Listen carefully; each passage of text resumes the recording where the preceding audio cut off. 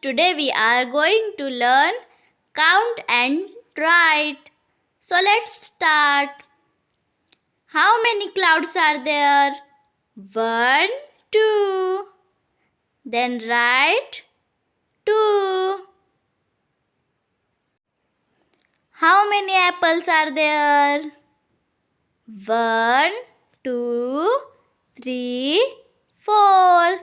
Then write 4. How many ice creams are there? 1, 2, 3. Then write 3.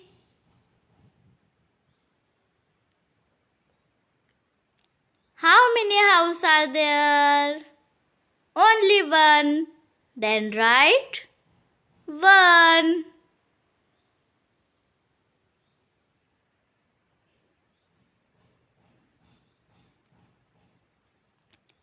How many balls are there? 1, 2, 3, 4. Then write 4. Thanks for watching my video. Please subscribe. Bye.